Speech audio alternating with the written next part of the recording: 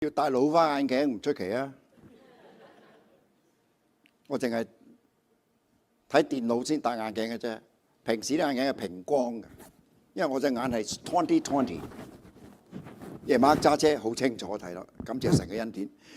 各位新年快樂！我本來今日嘅題目呢，我2個禮拜之前預備咗係一年之計在於春，但係有更 urgent 嘅意念啊！我今日要改呢個題目，因為有兩個原因。第一個呢，我自己有4個 adult children， 個個喺唔同教會侍奉，都係西人教會啦，或者 Asian Church。我啲孫仔嘅孫女呢，個個都好多都除咗個 BB 未夠2歲嘅 BB 之外，其他嘅冚唪唥信主嘅。有一日佢同我講，佢話你講 rapture 教會被提，佢話我冇聽過嘅噃。我話你喺教會侍奉，其中我第2個女喺一間西人教會嘅長老會做長老，按立做長老嘅，佢未聽過㗎。哦，我咁樣啊？喂，隨時發生個教會被提。點解我知道隨時發生呢？今日呢一堂講唔晒，要下一堂講11.3個堂講。另外一個 extreme 咧，就係有人講教會被提，由災前被提、災中被提、災後被提，有啲係講過多次被提。我諗住咧，我個負擔咧就係，不如我哋唔好講仁義，人嘅立場唔緊要噶。你咩立場？你係災前、災中、災後唔緊要噶，呢個立場啫。唯有一樣嘢一定要堅定立場咧，就係個救恩，個 salvation。個 salvation 唔可以改。保羅佢話：如果我哋試圖同你傳福音，有別人同你傳福音，同我哋試圖同你傳福音係唔同嘅 ，they are wrong。保羅講嘅。但係教會被提災前災中後冇所謂啊，你立場啫嘛。但係唔需要敵對啊，連大佬啊，連朋友都冇得做。教會就唔敢講啦，唔敢講教會被提。我未講過教會，我提過教會被提好多次，但我認真教會被提嘅內容。究竟係災前災中災後，我都要分別得清楚，因為啲人咧亂晒龍，未聽過嗰啲未聽過，聽過嗰啲我亂啦，我未聽過我仲以為我知，而家聽咗你講災前災中後，我亂晒龍啦。神學院可以講呢啲嘢，神學院係學術機構冇問題，但係會有咧，你咁樣講佢會亂嘅。我今日同你講，究竟聖經點樣講，唔係我點樣講，我點講唔算啊。同第2個講嘢有咩分別啫？我好少睇解經書，我唔係因為睇解經書明白，因為我唔中意睇解經書嘅原因咧，就係我唔想俾解經書嘅作者影響我個思維，我要自己睇嘅。我只有一個原則，解經係要聖以經解經 ，There's no other way。因為聖經只有一個作者，就係聖靈。聖經自己有解釋自己嘅，不過你要揾啊，好難揾噶。但係耶穌答應我哋一樣嘢。就係叩門的得開門，尋找的得尋見。你係要讀聖經嘅時候，你要祈禱，求聖靈幫助你開你嘅心竅。你慢慢你就明白啦。一個唔常見嘅教會講題，教會好少講嘅。點解？第一唔識講，第二唔敢講。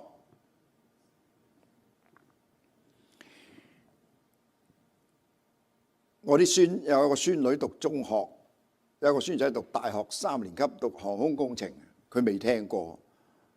一講出嚟佢會驚，我使乜驚啫？我今日講第一堂講點解教會需要被提？點解？第2，教會被提同埋大災難有咩關係？第3，幾時教會被提？但係第3呢個呢，今日講唔到，因為我太多 slide。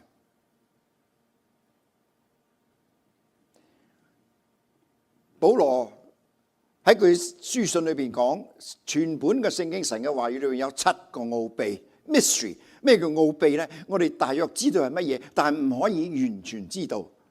保羅講我哋所知嘅有限，好似照住個鏡咁樣，嗰啲銅鏡、黃銅鏡咧，模糊不清，走咗之後模糊不清。但係當我見主面嘅時候，我便全知，如同主知道我一樣。我哋而家唔知好多嘢唔知。但當我哋靈魂一死嘅時候，靈魂出咗竅，靈魂離開個身體見主面嘅時候，保羅佢話：那時我便全知，如同主知道我一樣。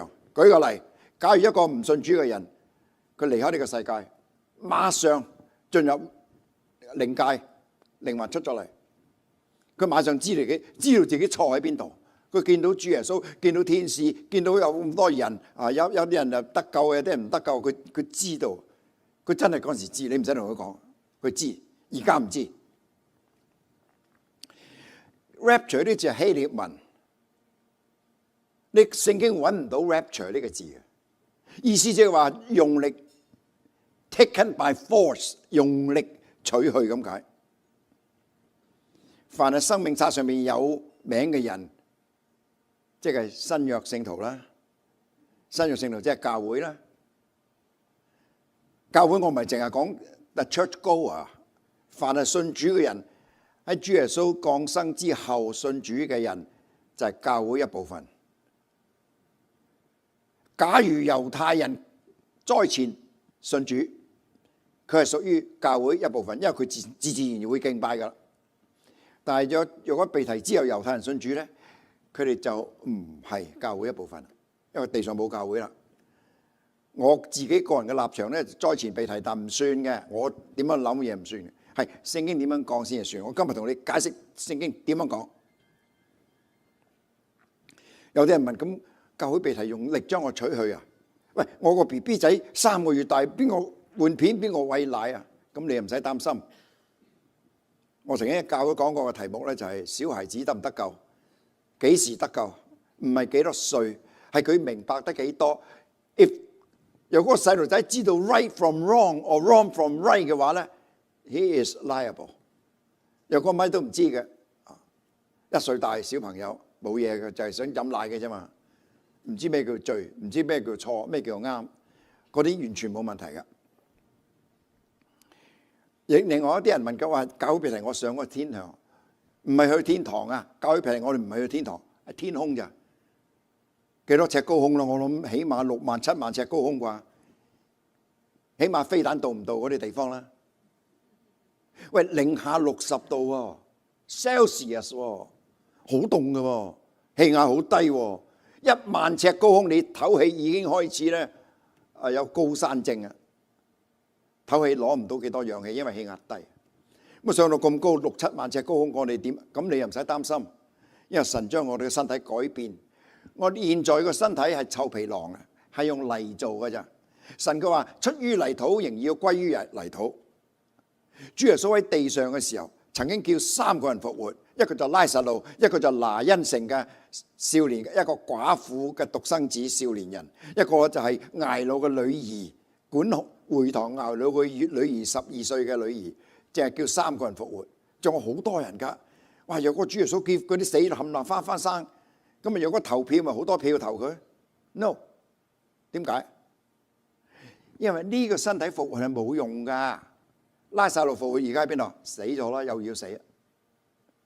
我哋復活唔係呢個身體，呢個身體用泥做嘅，榮耀嘅身體唔係用泥做嘅，用咩做我哋唔知。總之係從朽壞變成不朽壞，咁你就唔使驚啊！天氣幾凍又幾凍，或者氣壓又幾低。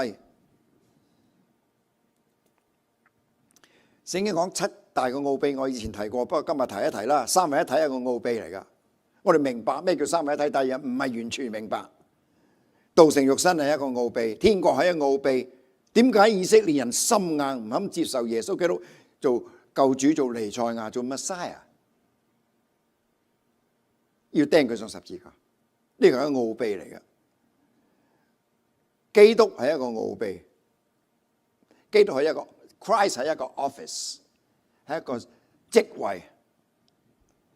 福音係一個奧秘，這福音本是神的大能，要救一切相信的。福音本身係一個奧秘，教會係一個奧秘 ，Church is a mystery。美國有9000幾萬基督徒，但得3000幾萬人去禮拜堂、去教會敬拜嘅啫。點解啊 ？I don't know。有好多五角大廈嗰啲將軍啊、嗰啲參謀總長嗰啲基督徒嚟㗎，教會被提嗰啲跟埋上去㗎。我講教會唔係講嚟教會聚會嗰啲人叫做教會，凡係信主嘅人，新約聖徒就叫做教會。而教會係第七個奧秘，而教會被提啊，係奧秘中嘅奧秘。咁啊，人嘅意見咧，有災前、災難、7年大災難啦，有啲災難之前咧，教會被提；中間教會被提，災後教會又被提。我都睇過呢啲 argument，佢哋都有用唔同嘅經文嚟到解釋，但係我發現佢哋用解釋經文解得好牽強啊！我一陣舉個例俾你，解得好牽強，我就冇法子接受。呢啲人嘅意見唔緊要嘅，其實唔緊要噶。你咩立場唔緊要，我哋一樣做朋友，一樣係得救嘅人，一樣係信耶穌，一樣係有永生，生命名字一樣寫喺生命冊上邊。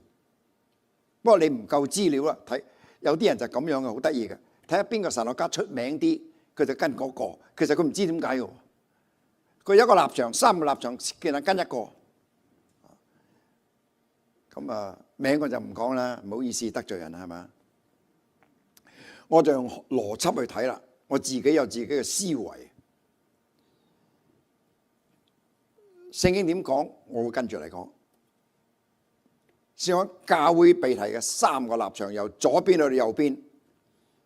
我認為 rapture 教會被提災前，一陣點解釋點解？聖經解釋嘅，聖經有講，不過你要揾。咁啊，災前被提咧，個7年中間咧就敵基督未出嚟，冇敵基督就冇7年大災難。咁究竟7年災難係點樣咧？或者一個被提咧，我哋離開呢個世界，信主嘅人離開呢個世界，活在地上嘅信主嘅人，活在地上嘅教會人士，我哋升上去，突然間升上去，好快嘅，身體從朽壞變成不朽壞，與耶穌基督喺空中相遇，呢個就係教會被提嘅情況。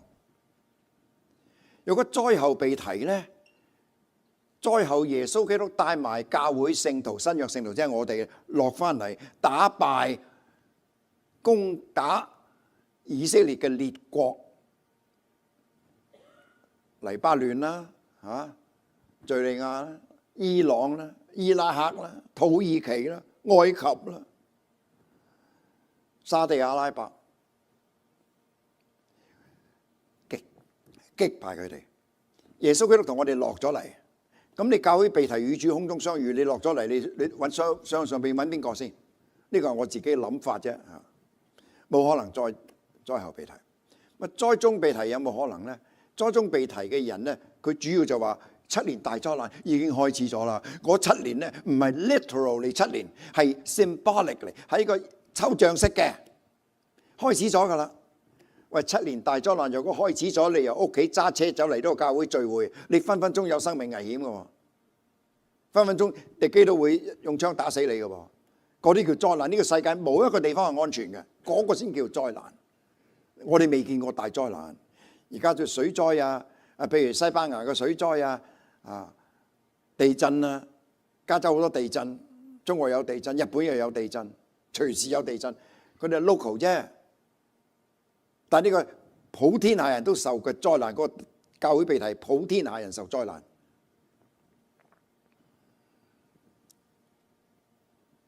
個7年大災難唔係講 symbolic， 係 literal。我點睇咧？因為聖經有4個方法係形容乜嘢叫做3年半。第一個就3年半，第二個就喺但以理書第11章啊，1載、2載、半載、1年、2年、半年，加埋晒咪3年半咯。第三個方法就係話呢3年半係42個月。第4個方法呢3年半係1260日，每年以360日陰歷，每一年係360日，唔係365日。365日係陽歷啫。凡係聖經講嘅預言，一定係圍繞以色列；凡係聖經講嘅預言，一定係用陰歷計算。3年半係 literally 3年，着個月計，着日計。係1260日，所以冇可能。教會被提嘅時候，我要知道前3年半有7個印同7個號，7個印出現呢，就世界人口死咗1/4，7個號再出現，世界人口再死幾多？餘下嘅1/3。死啦！好似計份數，唔記得咗小學6年級學嗰啲份數。唔緊要，我同大家講過，你切月餅，一個月餅切4嚿。個女同阿媽喺廚房，阿媽喺廳坐喺處睇電視，個女廚房行來，佢見到個月餅切4嚿，個雙黃連用喎，拆咗一嚿先。阿女，阿媽嗌出嚟，喂，唔食得多㗎月餅。阿媽，我食咗1/4啫。哦，咁唔係好多啫。行嚟行去冇人理個碟月餅，有幾多嚿剩啊？仲有3嚿剩，佢食多1嚿。阿媽佢哋又食，阿媽佢阿媽唔識計份數，我食咗餘下嘅1/3，唔知食幾多啊？食咗半個月餅咯。世界人口死一半，死1/4，然後再死餘下1/3，世界人口死一半，喺3年半裏邊，世界人口死一半，教會被提。假如係災蹤嘅話，以我嘅諗法，你估地上有冇活着嘅基督徒咧？我諗冇啊。咁呢個我睇法啫，唔算。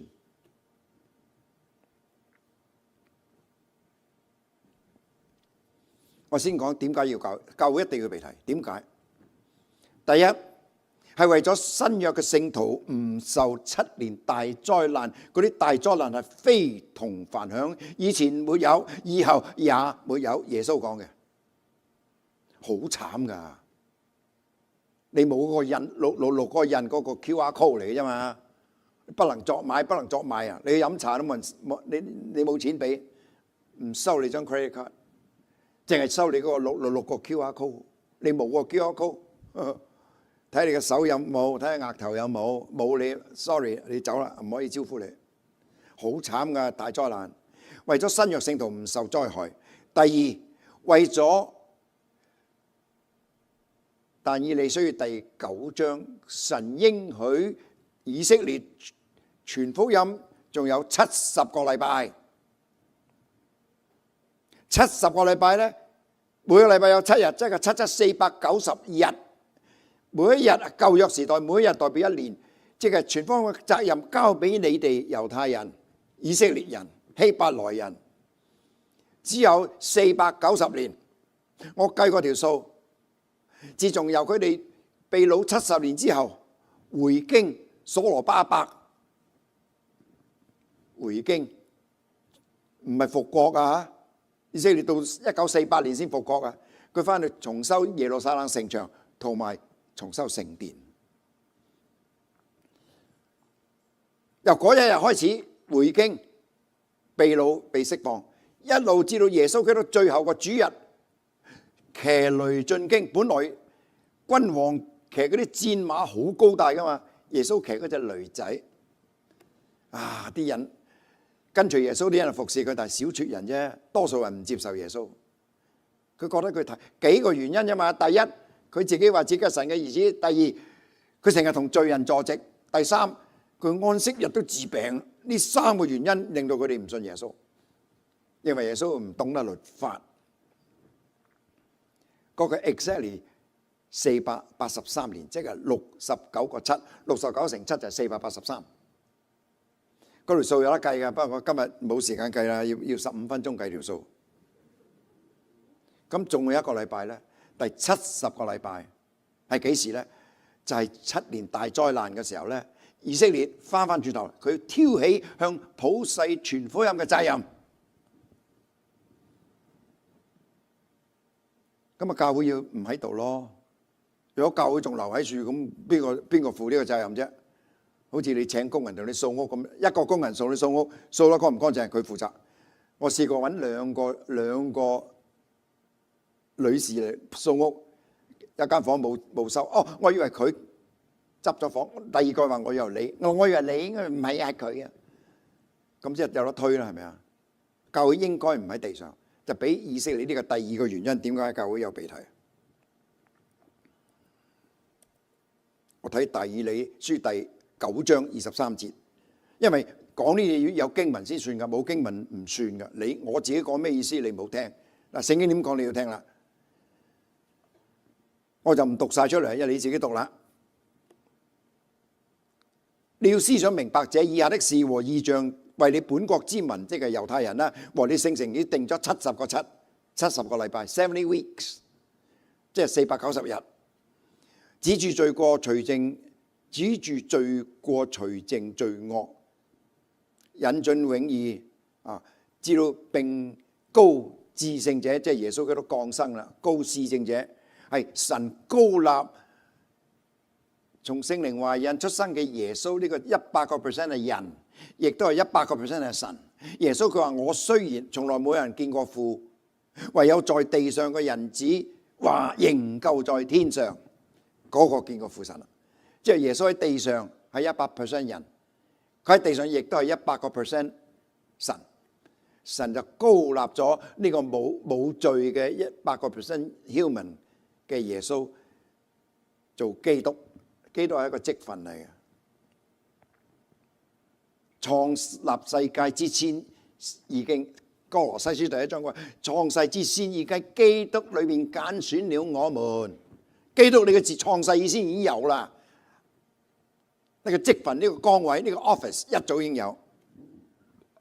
佢就是被高立嘅至聖者耶穌。你當知道，當明白，從出令建造耶路撒冷，重新修改啦，修聖城耶路撒冷同埋聖殿啦，至到受膏君的時候，有7個7和62個7，即係將69個7拆開兩嚿，7個7、62個7、62個7。點解要拆開咧？因為佢哋回京重修聖殿咧。你估用咗幾多年重修聖殿咧？修改啫喎 ，refurbish 啫喎，70個7 49年。所羅門王建造聖殿用咗7年 ，from scratch。但佢維修聖殿咗，因為佢哋唔同心，一個國家唔同心，一個民族唔同心，乜嘢做唔出；一個教會唔同心，乜嘢都做唔到。至到有70個7同62個正正在艱難嘅時候。藍色嘅字，那受膏者必被剪除，耶穌基督釘十字架啦，一無所有，必有一王的民來毀滅這城。呢個係主後60年，羅馬軍隊提多將軍去到耶路撒冷毀滅呢個城，毀壞呢個城，毀壞呢個聖殿。佢以為聖殿裏邊咁多黃金，所有啲用杯用嘅器具器皿都係用黃金做嘅。佢以為每一嚿磚頭同每一個磚頭之間有塊金片喺樹，所以將軍下令叫羅馬兵冇一嚿磚頭搭在另外一嚿磚頭上面。呢個講聖殿，耶穌佢都一早已經預言咗。一王嚟毀滅這城和聖所，之中必如洪水充滿，沒有戰爭，一直到底。荒涼的事已經定了。下邊17之內，呢個係講第70個7，呢個講啟示錄個7年大災難。個177之內，他必與許多人堅定盟約。呢個他係講敵基督，敵基督會同好多國家立盟約，以後會毀約 ，including 以色列。我幫你做第3個聖殿。3年半之後，佢敵基督坐入去。敵基督魔鬼已經將自己嘅權柄座位俾咗敵基督，敵基督入咗去個聖殿，自己話自己係神，其實嗰個就係撒旦。17之半，3年半啦，前3年半，不使17之半咧，佢就建立聖殿。之後3年半咧，他必使祭祀與供奉止息，因為佢自己入去個殿啦。本來以色列以為哇，你俾翻個聖靈，我哋可以獻祭啦，燔祭、素祭、平安祭、贖罪祭、贖愆祭，3年半啫。以後佢毀約，佢個聖殿係佢坐喺至聖所，高高在上，佢話我先至係神。一早嗱，新約聖經但以理嘅時候，先知但以理佢冇新約聖經啦，又冇啟示錄啦，佢點睇得明咧？佢睇唔明㗎。到你睇到但以理書第12章，佢同天使講：聽我唔明。天使佢話：唉，你去瞓啦。如果天使同你講你去瞓，即係你可以死啊！舊約聖經啦，睡覺即係死亡咁解。例如呢個邊個王與列祖同睡，即係駕崩啦，係咪啊？皇帝駕崩咪與列祖同睡。那行毀壞可憎的，並且有憤怒傾在那行毀壞的身上，直到所定的結局。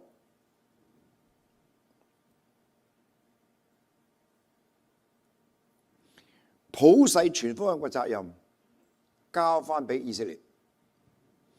新約教會你行埋一邊。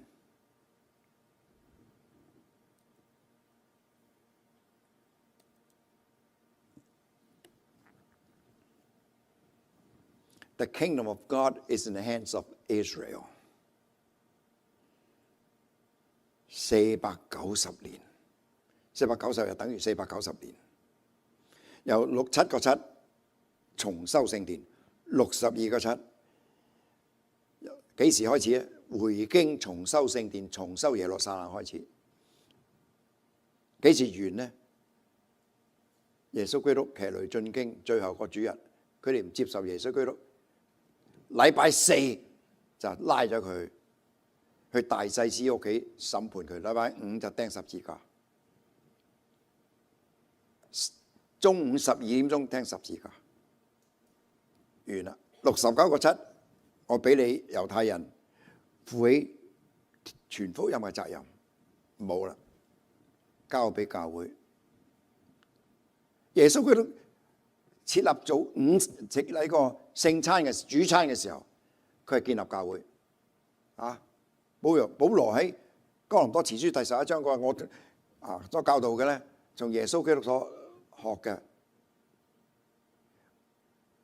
如是從主領受的，就是主耶穌被賣的那一夜，拿起餅來祝謝你，就擘開說：這是我的身體，為你們捨的。你們每逢吃的時候，要如此行，為的是紀念我。飯後，主耶穌也照樣拿起杯來說：這杯是用我血與你們所立的新約。12個門徒食同一嚿餅，呢個代表呢個餅就代表基督嘅身體，即係話教會就係基督嘅身體。每一個弟兄姊妹唔單止係弟兄姊妹，我哋係肢體，就係咁樣嚟啦。建立教會，但係冇崇拜，一路直等到《使徒行傳》第1章耶穌升天嘅時候，同教會講：你哋要喺城裏面等候5旬節聖靈降臨。聖靈降臨之後，佢開始敬拜啦。所以教會同聖靈係黐埋嘅，教會被提，聖靈都跟住走。我講呢句説話有原因，一陣你睇經文你就知。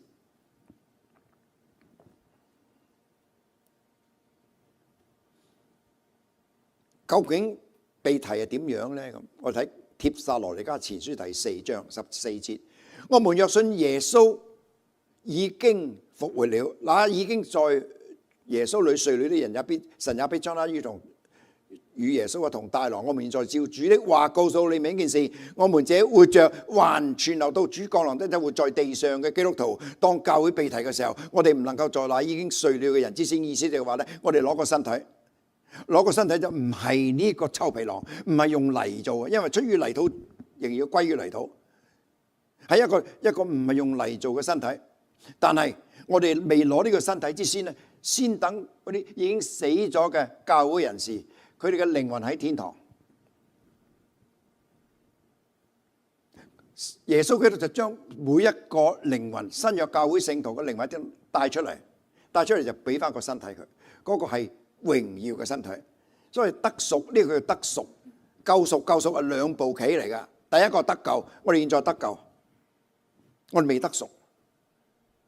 我哋嘅靈魂咧，我哋嘅靈魂已經係稱義啦，但個肉身仍然會犯罪。要等到幾時先可以唔犯罪咧？就等到我哋得贖，攞翻嗰次榮耀嘅身體。邊個攞先啊？死咗嘅聖徒個靈魂嗱，去天堂啊，係靈魂去嘅啫。保羅去過第3層天，係佢靈魂，佢個靈魂出咗竅。佢話：我或在身內，或在身外，我不知道，只有主知道。連講2次，其實個靈魂就出咗竅。有肉身嘅人咧，就唔喺天堂嗰度邊。而家好多教會話：我哋嘅 final destination 就係天堂。Not true， 聖經冇咁講。我要落翻呢個地。7年大災難嘅千禧年咧，係喺呢個地上。新天新地係千禧年之後進入永恆，嗰個先係新天新地。我有一篇信息，我2個月之前預備咗千禧年嘅生活。我5月第1個禮拜嚟同你講，究竟千禧年嘅生活係點樣？有冇罪啊？有，唔係我哋。呢已經有榮耀身體嘅人就唔會犯罪。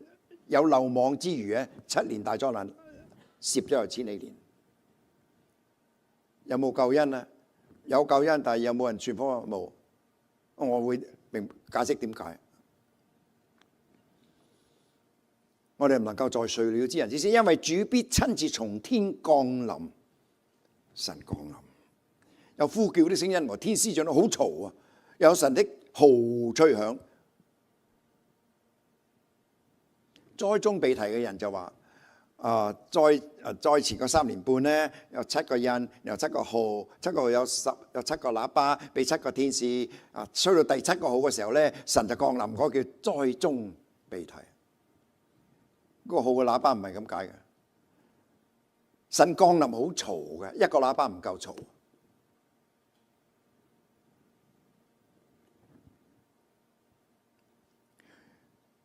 神的號吹響，那在基督，我遲啲會再講。那在基督裏死了人必先復活，以後我們或者活着還存留的人，必和他一同被提到雲裏，與主在空中與主相遇。Meeting Jesus in the air。你災後被提，你點 meet Jesus in the air？ He's on the ground. You're up there。你揾邊個？呢個邏輯嘅睇法啫，但係聖經睇法先係啱嘅。主耶穌降臨，第二次降臨有兩步棋嘅，其實第一步咧留喺空中，喺上邊，活在地上嘅基督徒被提上去，做咩啊？7年留喺住做乜嘢咧？第一，獎賞。我哋罪已經被審判咗啦。2000年前耶穌喺十字架上面個4小時黑暗，我同你講過嘅，4小時黑暗已經將我哋2000年之後出生嘅人，好似你同我咁樣，幾時幾日犯咩罪，完全審判晒。耶穌喺十字架上面將所有全世界嘅人，歷史上嘅人，所有罪孭喺肩膊上帶走咗。神唔會再為咗罪嚟審判我哋。嗰個 Beamer of Christ 咧就叫做基督台前嘅審判，係講俾獎賞。呢個金牌，呢個銀牌，呢個銅牌，千祈唔好攞空氣牌。攞空氣牌因為你冇得獎賞，唔係個個有獎賞嘅。我哋 We don't know how 耶穌獎賞 ，We don't know， 唔好去估。第二步棋咧就係耶穌落嚟，落喺邊度？落喺橄欖山。耶穌佢話佢升天嘅時候，佢話我喺邊度升天咧？落翻嚟又落翻嗰度。佢落嚟橄欖山嘅時候，個山就裂開兩半，一半向北，一半向南。中間嗰條界有條河，就有 fresh water 流去死海。將來死海係好豐富嘅，而家死海冇生物㗎。你去到死海，有啲人去到以色列死海，約旦河嗰度去死海，你未水落海底，你未唔到嘅，因為睇嗰個 specific gravity 太重啊，冇人落到水底㗎。咁多鹽用，你使驚有生物咬你啊？死海冇啊，冇生物喺底下噶，咁多鹽，鹽喺邊度嚟嘅？有冇聽過鹽柱啊？羅德個太太變咗條鹽柱，咪嗰度嚟咯。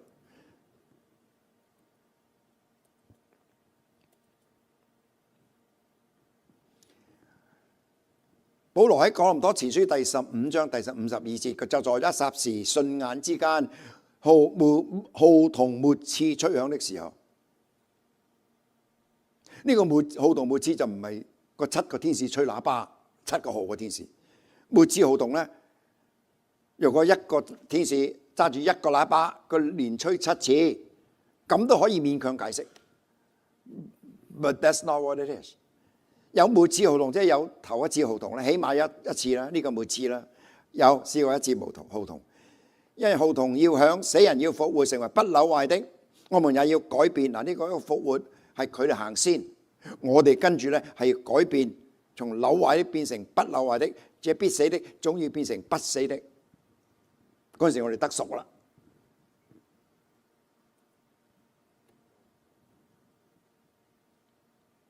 7個喇叭係7個天使，一人吹一次，冇一個天使吹多過一次，所以末次號筒唔係一個天使吹到第7個喇叭，好細聲嘅啫，一個喇叭。神降臨好嘈嘅噃，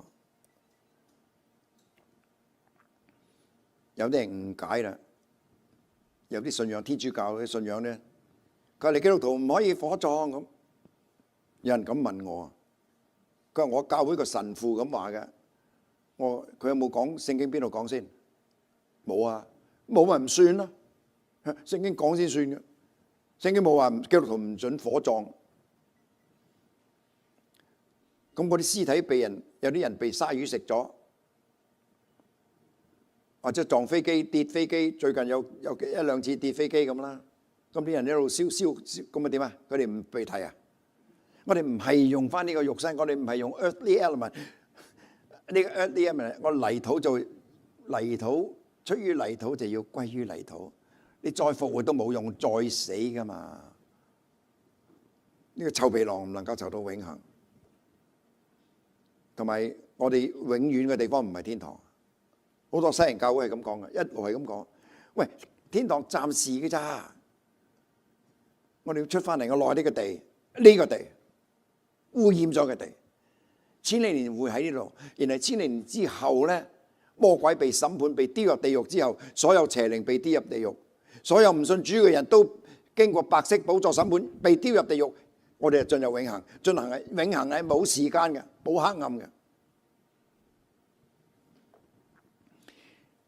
有啲異端講以諾傳，個以諾傳咧，個先天使同人生仔喎，嗰啲係上古英勇強壯嘅人。我哪裏有啲咁事？以科學嘅角度睇，佢喺邊度攞 DNA 嚟同個女士結合？第二，你點知天使會放工啊？天使冇放工，冇 day off， 冇 vacation。永恆裏邊係冇黑暗噶，黑暗係我哋有啫，我哋人先有啊嘛。有晚上有早晨，這就係神創造時間、空間，俾個空間然後創造時間。天使邊有放工嘅？第二，主耶穌講過，我哋將來嘅身體冇男冇女，不嫁也不娶，像天上的使者一樣。解釋晒啦，點會天使同人生仔啊？我哋信啲咁嘅嘢？我以諾係以諾寫嘅咩？以諾傳係以諾寫嘅咩？以諾嘅時候根本未有文字，好後期先有文字。頭嗰五本聖經摩西五經都要摩西寫，一個受過40年皇宮教育嘅摩西寫摩西五經，以前冇嘅，以前冇文字點寫啊？以諾傳肯定唔係以諾寫。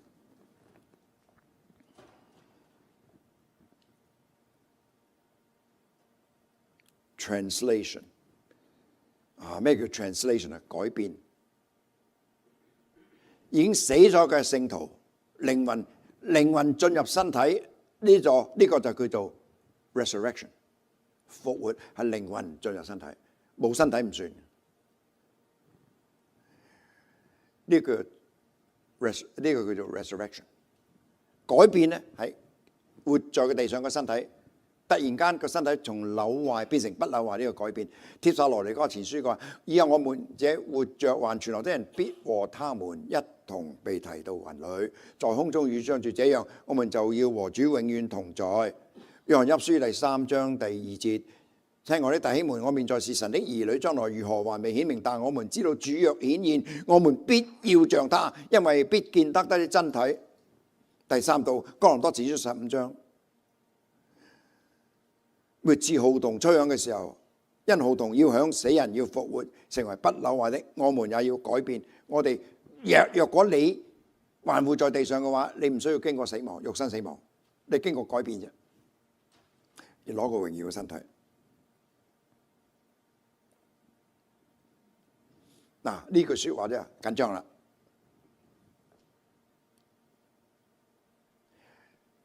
敵基督已經活在地上。但係佢唔知佢係敵基督，佢只係一個不法之子。因為一陣我俾經文你睇睇啟示錄第13章咧，魔鬼撒旦龍啊，魔鬼撒旦將自己嘅權力、能力同埋座位交咗俾佢，佢先至係敵基督。咁魔鬼幾時 energize 呢個人呢？咁你睇現在呢段經文啦。帖撒羅尼迦後書第2章第6節，你們現在也知道那攔阻他的是什麼，呢個攔咗，有一個攔咗魔鬼去 energize 呢個人變成敵基督。邊個攔咗咯？魔鬼啊，聖靈啦，聖靈攔咗，是叫他到了的時候才可以顯現，因為即係敵基督到時候先顯現，因為那不法的隱意已經發動，現在只有一個攔咗他的，等到那攔咗他的被除去，等到聖靈拎走咗，那時這不法的人必顯露出來。現在個 lawlessness， 原來個 lawless person 嗰時就顯露變成 Antichrist。主耶穌會用口中嘅氣滅絕他，用降臨嘅榮光廢掉他。聖靈幾時走啊？教會被提咪走咯。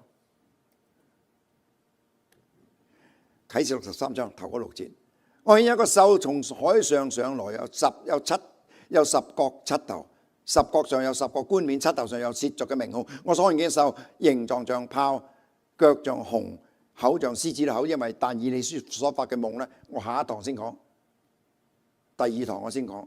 但以理所發嘅夢係點解？點解會有喺個 Red Sea 喺個紅海英美聯盟去打 Yemen 嘅 Houthis？今日已經存在啦。美國同英國時時立約，幾次世界大戰同英國立約，但美國同英國單獨立約只有一次，就係現在。嗰3個獸講獅子、豹同埋熊，嗰3個獸都唔夠第4個獸咁犀利。第4個獸有形象像豹，腳像熊，口像獅子。那龍魔鬼將自己嘅能力、座位和大權柄、能力、權柄、座位，哇！呢個大劑個座位俾埋佢。我見七獸7個頭，那獸7個頭中有一個似乎受了死傷啦，死傷佢醫好了，全地啲人稀奇跟從這獸，又拜那龍，因為他將自己嘅權柄給了獸，也拜獸說：哦，邊個能夠 compare with him? Who can compare with him? Look at him. He is so strong, so powerful. 誰能與他交戰呢？又賜給他說誇大褻瀆話的口，又有權柄賜給他，可以任意而行3年半42個月。呢個另外一個地方描寫咩叫3年半。獸就開口向神說褻瀆的話，褻瀆神的名，並他帳幕以及那些住在天上，住在天上咪我哋咯，教會被提喺天上啊嘛。哇！要等到攔咗他的被除，等聖靈走咗啦，聖靈走咗咪即係教會被提，聖靈走咯，聖靈走咗，魔鬼先可以 energize 嗰個不法之子，不法之子就變成敵基督。咁你話係咪隔災前被提咧？冇敵基督就冇7年大災難。點解啊？因為敵基督個7個印、7個號、7個印，第一個印出嚟個4匹馬出嚟。騎白馬嗰個就係敵基督啦。假太平啊，手拿着弓，勝了又勝。哇！佢好勁啊，手拿着弓，誰能與他交戰呢？嗰個係猶太人叫呢個敵基督，將來叫佢做 The Jewish Messiah。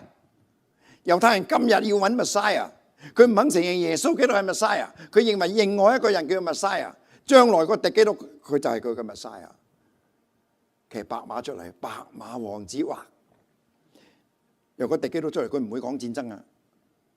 I don't want to see any killing. There will be no killing。你聽過呢句説話？有人咁講㗎。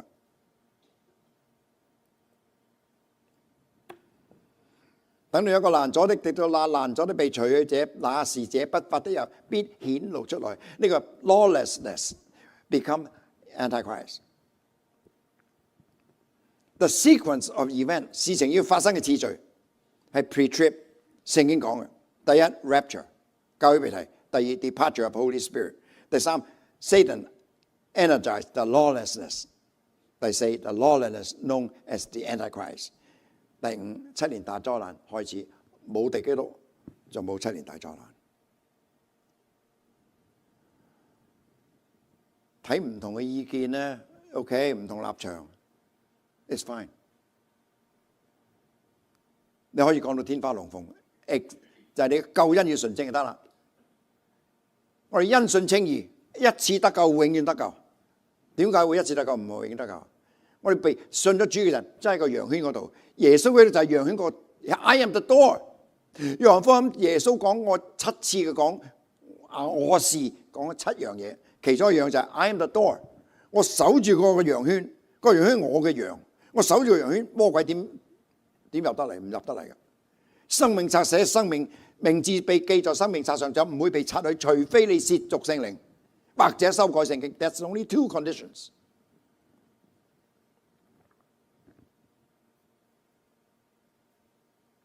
有旁證，我仲有5分鐘3分半講埋旁證啊。第一，聖經度講咗啦，啟示錄第3章第10到11節，你既遵守我引我呢度，我必在普天下人受試煉的時候保守你，免去你的試煉，我必快來。Rapture of the church 係全球性嘅大災難，而唔係 local 嘅。第二個，兩個 witness， 應該2個見證人要從天上降落嚟，因為地上已經冇教會啦。福音點傳出去啊？點樣交俾猶太人啊？神俾2個人，一個一定係以利亞，第二個係我睇係以諾，因為呢2個人未經過肉身死亡。有啲人就話呢個係摩西，唔係啊。我認為呢個唔係，因為摩西出現過，呢個就係佢主耶穌上山變化面貌嘅時候，耶穌嘅面目放光，見到2個人，一個摩西，一個以利亞。摩西代表律法，以利亞代表先知。舊約就唔係律法時代，律法時代咧，有人就誤解啦，猶太人就以為我律法時代咧，我靠律法得救。No， 舊約係律法和先知嘅時代，耶穌講嘅。佢指住施洗約翰，施洗約翰坐緊監啊！個律法和先知到約翰為止，施洗約翰係最後嗰個先知，以後冇先知噶啦。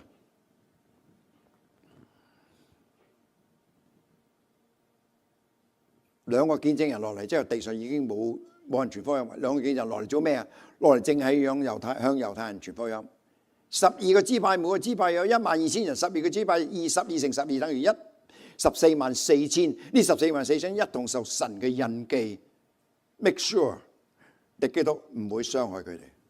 佢哋響普世傳福音，一路傳福音。7年大災難裏邊，前3年半外邦人得救嘅數目就添滿啦。羅馬書保羅講嘅預言，後3年半以色列全家得救。我正話講過，如果以色列被提之前得救，信主，佢哋係教會一部分。被提之後佢得救信主，佢哋唔係教會一部分，地上冇教會啦。咁呢班係咩人啊？耶穌基督喺馬太福音25章有3個比喻，第一個比喻就10個童女嘅比喻，5個聰明嘅，5個蠢嘅。呢個就係災難其中嘅猶太人，一半死咗，佢哋唔得救。新郎新娘到咗嘅時候，敲門佢哋買油啊，敲門耶穌個新郎佢話 I don't know you。我哋見主面嘅時候，耶穌話 I don't know you, don't laugh, because it's not funny。佢哋唔係教會一部分，因為地上冇教會。佢哋咩？佢哋伴娘，嗰10個童女伴娘嚟嘅啫。教會先至係新娘啊！咁呢3個旁證咧，我睇到係在前被提，2個見證人。撒迦利亞書都提過以利亞，所以耶穌嗰日十字架嗌我的神，我的神，為什麼離棄我嘅時候，個聲好弱啊，因為佢好攰啊，冇晒 energy。啲人聽到佢梗係叫以利亞，睇以利亞嚟唔嚟救佢，因為猶太人知道以利亞會再翻嚟，但係唔係呢個時候，唔係2000年前，係7年大災難。佢被傳福音，佢傳福音3年半，1260日，然後被殺之後屍體陳列三日半，全世界各國各地各民各族嘅人都嚟睇佢，呢個係現場直播，人造衛星現場直播，全世界都睇到個屍體3日半之後佢復活被提去，呢個唔係教會被提，呢係2個見證人被提咋，教會一次嘅咋，冇多次被提。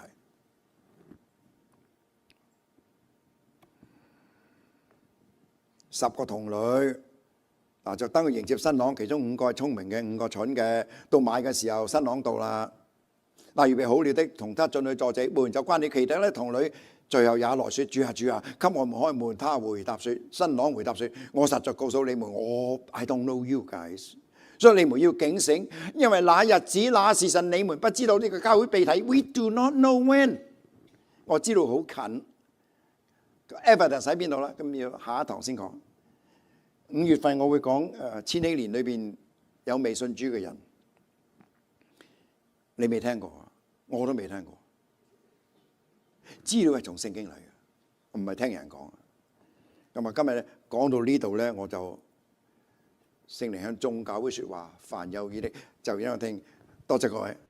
頭先早堂嘅時候，佢問有冇新嚟嘅人咁，佢成日我想舉手嘅，因為我係今年第一次嚟。剛才喺第一堂我講到教會被提，有兩種人，一種就乜嘢都唔知，教會被提未聽過；另外一種我聽得太多，又災前又災中又災後，聽又多次被提，亂晒龍。所以為咗咁樣咧，我今日朝頭早堂信息咧係講教會被提，根據聖經咧係災前被提 ，make no mistake。我講啲乜嘢唔算數，但係聖經講乜嘢咧 ？Pay attention。你哋冇聽嗰堂咁啊上。我唔知你哋教會有錄音嘅，錄音錄影咁，要睇嗰啲 slide 就咁聽咧，你唔睇一次唔夠㗎。香港嗰啲有啲信徒咧，佢話你講啲嘢，我講一次我聽10次，我知你講咩。第二堂係第一堂嘅 continuation。第一堂我講到敵基督呢個人已經活在地上，活喺邊度？活喺新羅馬帝國。咩叫新羅馬帝國啊？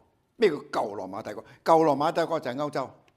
馬其頓的呼聲啊，歐洲新羅馬帝國就歐洲嘅延續，有兩個地方係歐洲延續，你唔好忘記北美、美國、加拿大係歐洲人過嚟嘅。呢個新羅馬帝國就係歐洲加上北美、美國同加拿大。敵基督已經活在地上，你問我哋點知啊？咁我今日嘅題目就係講呢樣嘢啦。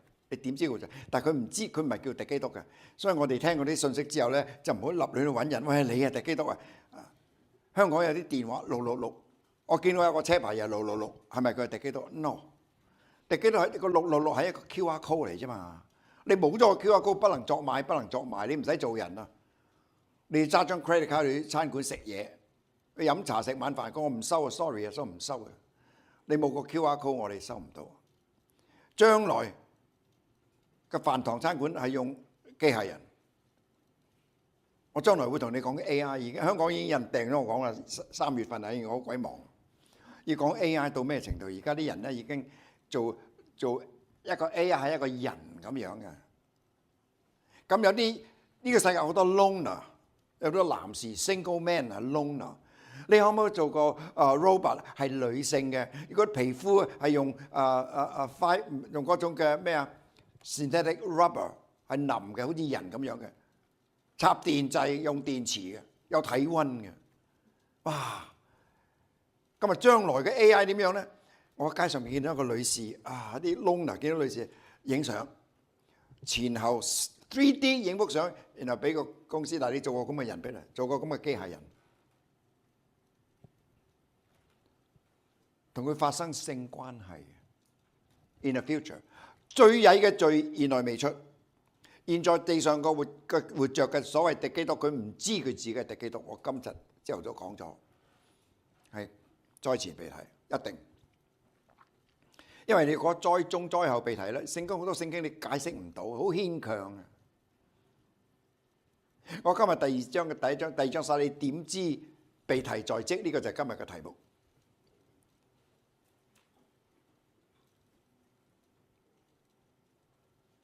個 lawlessness 個非法之子，現在地上活着一個非法之子，你唔好 identify 邊個，因為好多非法之子嘅，特別係我哋嘅 Washington DC 好多非法之子嘅，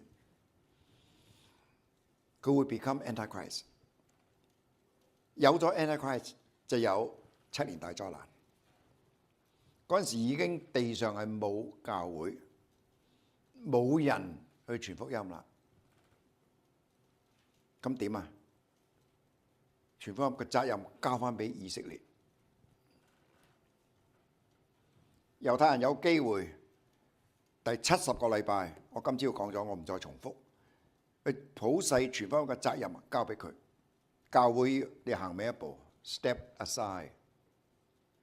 兩個見證人天上面落嚟，向猶太人傳福音。猶太人今日其實揾緊一樣嘢嘅，有兩樣嘢佢 pay attention。第一，我要建造第3個聖殿，敵基督會幫佢。第二樣就係我哋要揾一個 Jewish Messiah， 將來嘅敵基督可能就係 Jewish 彌賽亞。佢唔肯承認耶穌基督係彌賽亞，有3個原因。第一，佢自稱為我係神嘅兒子；第二，佢成日同罪人坐席；第三，佢安息日就做工。安息日唔准做工噶嘛。以色列會 take over， 佢哋會成功。前3年半，保羅喺羅馬書講預言，佢已經喺外邦人得救嘅數目添滿。後3年半，以色列全家得救。救恩由幾時開始啊？由創世嘅第3章第15節開始。蛇嘅後裔與女人嘅後裔要彼此為仇，女人嘅後裔要傷蛇後裔嘅腳跟，蛇後裔要傷女人後裔嘅頭。呢個就係 the promise of coming of Jesus Christ and the Antichrist。有啲聖經學者咧公開講座，佢話 I personally believe 呢個 Antichrist 係 Jewish。佢嘅意見啫，聖經冇咁講啊。不過聖經有講咧。蛇嘅後裔係該隱嗰度出嚟嘅，唔係塞特。塞特代替咗亞伯。女人嘅後裔，基督係由塞特嘅後裔，猶大。聖經點樣講啊？大衛嘅根，猶大嘅支派。蛇嘅後裔係由該隱嗰度出，所以 we don't know who。我認為係外邦人，冇可能係，唔會係猶太人。呢個係我個人意見啫，你可以唔使理我。聖經冇 exactly 咁樣講。第3點就係 Will the gospel start? No. How will it start? 天上面2個見證人咯，有2個人未經過肉身死亡嘅，因為希伯來書講話按照定命，人人都有一死，死後且有審判。咁呢2個冇經過死亡被神取去，以諾同行與神同行300年被神取去，以利亞被 the chariot of fire。有火嘅戰車將佢旋風捲咗上去，佢2個冇經過肉身死亡，所以有可能咧。以利亞就一定係佢噶啦，因為撒迦利亞書有提過佢。主耶穌嗌救命嘅時候，喺十字架，我的神，你為什麼離棄我嘅時候，啲人就以為佢Elohim啊嘛，希伯來文嘅神就 Elohim lama sabachthani。因為以為嘅佢係咪嗌以賽拉嚟救佢？因為猶太人知道以賽亞會再翻嚟，咁你其中一個。第二個有啲人話係摩西，我認為根據聖經咧應該係以諾。咁佢2個開始傳福音咩？傳俾猶太人、希伯來人。每個支派有12000人，12個支派12乘12就144，114萬人。呢一班係向普世傳福音嘅宣教士，個個都好似保羅咁樣嘅，唔係現在啲宣教士咧，有啲好努力，又唔係個個努力嘅，大約3-4萬咁啦，144000嘅猶太人向普世傳福音，佢哋會唔會成功啊？會成功。外邦人得救數目添滿，以色列全家得救。咁我未講啊，下5月份我嚟講千禧年嘅點樣生活啦 ？What do we do 喺 Millennium Years？ 係咪一定要有千禧年？一定要有。有學者話有千禧年派，冇千禧年派。咁你話有就，你話冇就冇。聖經點講先？唔係你點講？一定要有原因嘅，有3個原因。不過今日唔講呢個。我講你點知被提在即？我要睇翻舊約但以理書第7章。個敵基督出現咧，佢唔會講。而家冇人中意提打仗噶啦。I want to stop the killing。要講和。聖經嘅話，呢個敵基督會出嚟，要好多人立盟約，特別係以色列。我哋立約，我同你結第3個聖殿，你做唔到㗎，好多人反對你㗎，好多嗰啲所謂Palestinian 回教國家嗰4個國家，伊朗、伊拉克、敍利亞同埋黎巴嫩呢4個一定要攻打以色列，現在已經開始啦。加埋也門嗰啲 Houthis 啊，以色列面對4面爭戰。如果唔係美國幫佢咧，佢唔夠㗎。你知道打仗咧，最緊要就 supply。你可唔可以 afford 打持久戰？你打唔到持久戰就唔好打。孫子兵法你唔打贏，打唔贏嘅唔好打。你真係要打輸咗，36著走為上著嚇，大家都識聽嘅呢個聽過㗎啦。即係打仗唔係咁簡單，你要 stop everything and then manufacture 後方個 supply， 你捱得幾耐？俄國如果我搞掂咗我搞掂咗呢個烏克蘭、Ukraine， 我就去打歐洲。第一個國家打就係打英國。而家歐洲最危險就係 UK， 哎呀經濟唔好。我識得個朋友喺加拿大 University of Waterloo 畢業之後去英國倫敦揾工，揾咗10個月揾唔到工。不過全靠班香港人個 BNO 嗰班人去咧，就個個賣晒屋，帶住億萬咁樣去英國救咗佢啲經濟。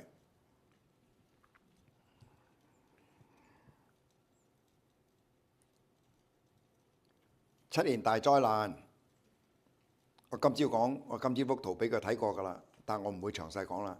就係災前被提，點解災前被提咧？因為冇敵基督咧，就冇7年大災難。敵基督點出現啊？佢係第一個 horseman， 有4個印，有4個印，7個印，頭嗰4個印係嗰4匹馬，白馬、紅馬、黑馬同埋灰馬。嗰4個人，第一個就係手拿着弓，勝利又勝，騎白馬的。哇！呢個講太平喎，Prince of Peace 和平之君唔係佢，佢係假嘅，佢太平係假嘅。嗰個就係叫做 Jewish Messiah， 嗰個就係敵基督啦。佢出嚟以和平講和平嘅身份，你哋講打仗唔好打啦 ，stop the killing。咁有前3年半。我幫人得救，數目添滿。後3年半，以後以色列全家得救。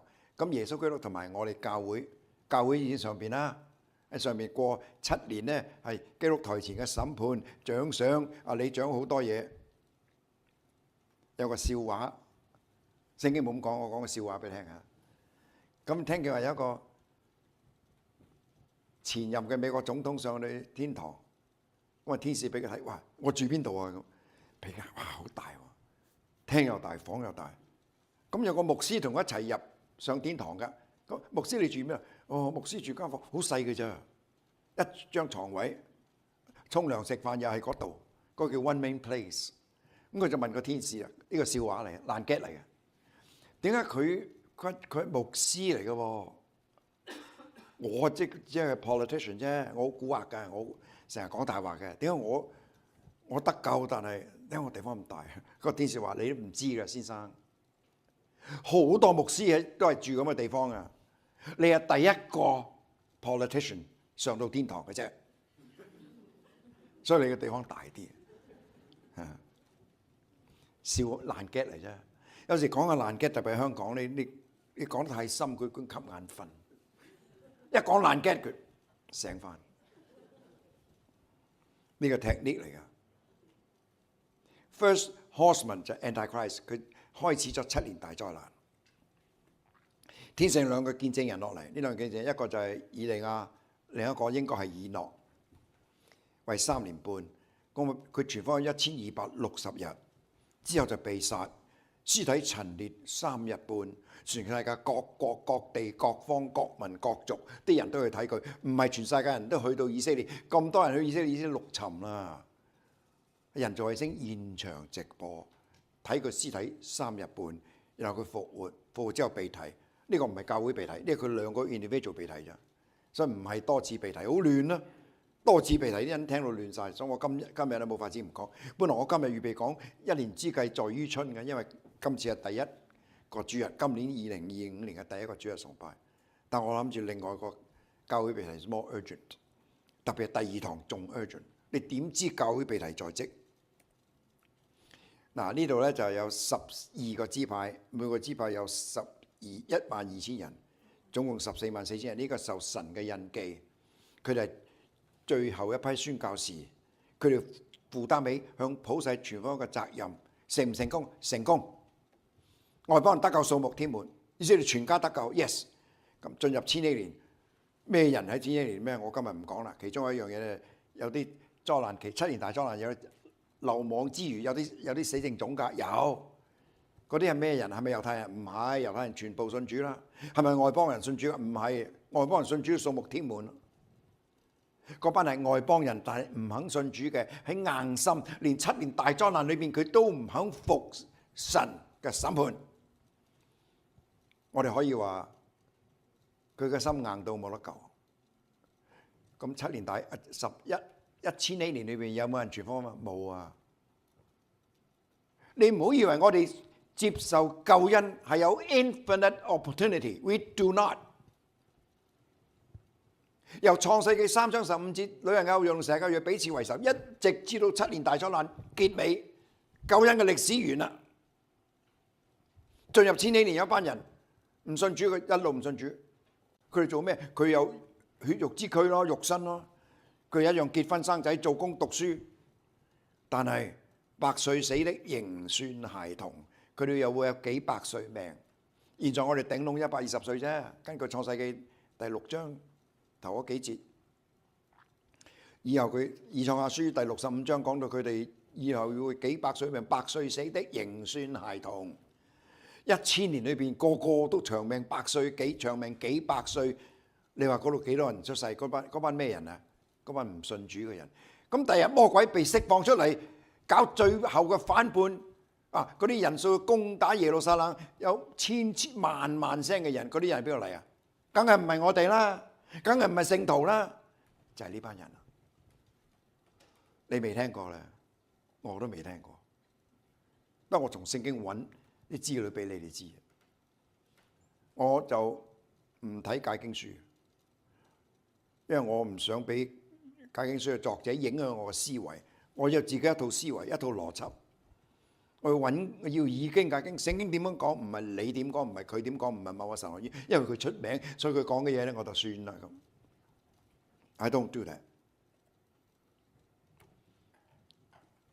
When will rapture take place? 但以理書第7章，尼布甲尼撒王喺但以理書第2章發咗個夢，就係嗰個像，金頭銀胸銅肚腩，兩條腿係鐵嘅，10隻腳趾半鐵半泥。呢個就係講到當時嘅尼布甲尼撒王啊，個位啊俾伊朗攞咗，伊朗係第一國家講銀幣嘅。你咁快轉嘅，翻轉頭，我未講完。Hello。Yes， 未啊，翻轉頭啊，仲要。OK，thank you。但以理書第7章咧，但以理自己發個夢啦。我初初無知嘅時候，細個以為但以理所發個夢就係尼布甲尼所發個夢係延續啦，係咪啊 ？Wrong！ 一直等我慢慢讀聖經嘅時候，我就發現但以理發呢個夢咧，係尼布甲尼撒王死咗之後，佢個孫繼位，嗰個孫就叫做伯沙撒繼位嘅時候，係距離 Nebuchadnezzar 發個夢係10幾年。但以理唔講啊，佢幾時先講啊？過咗65年，過咗被擄70年，佢過咗65年先講，佢已經80歲嘅老人家，佢喺伊朗，佢提啦，幾時講？但以理書第6章。我發咗個夢，然後第7章講呢個夢。留意呢個夢。巴比倫王伯沙撒元年，但以理在床上作夢，見了腦中嘅異象，就記錄這夢，述說其中的大意。但以理說：我夜裏見異象，看見天有4風濤起，颳在大海之上，有4個大獸從海上上來，形狀各有不同。頭一個像獅子，有鷹嘅翅膀。記住，暫時記住先。頭一個獅子，有鷹嘅翅膀。嗱，凡係有翅膀咧，聖經就係嗰啲夢就係佢有鳥嘅翅膀啫。但係話明係鷹嘅翅膀 ，this is very important。鷹嘅翅膀好緊要嘅，一個獅子有鷹嘅翅膀。我正觀看嘅時候，獸嘅鷹嘅翅膀被拔去，獸從地上得立起來，用兩腳，記住呢句説話。嗰隻獅子用兩腳好似狗咁樣企起身，像人一樣，又得了人心。嗱，記住呢個夢啊！但以理已經80歲，佢幾時提起嘅咧？第6章提起。嗱 ，Nebuchadnezzar 就講個像啦，個金頭代表巴比倫，因為巴比倫係黃金出名。佢用尼布甲尼撒王65噸，唔係65磅啊，65噸嘅黃金嚟做祭壇敬拜假神。嗰個巴比倫，巴比倫比馬代波斯所滅。馬代波斯係銀最出名嘅，全世界人類第一個國家用銀嚟做銀幣嘅就係波斯。講嗰時候就係預言啦，但係過咗3000年之後咧，就歷史咯噃，預言應驗咗㗎啦已經。咁世界歷史，以前我唔中意讀文科，瞌眼瞓，國文啊歷史我瞌眼瞓。而家唔讀歷史唔得啦，一定要讀，唔係你唔識講嘢。後來波斯滅埋馬代，佢兩個係親戚嚟嘅，咁就俾希臘個銅器時代啦 ，Alexander the Great， 亞歷山大大帝所向無敵，所有嘅頭盔、盾牌、弓箭、標槍冚唪唥用銅嚟製造，所以你如果有機會去到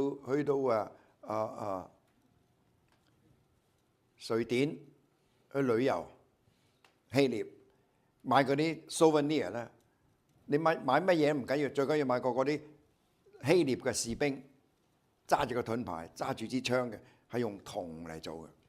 而家最興嗰個 souvenir 就係呢個，我都有一個，我冇去過，我家姐去過。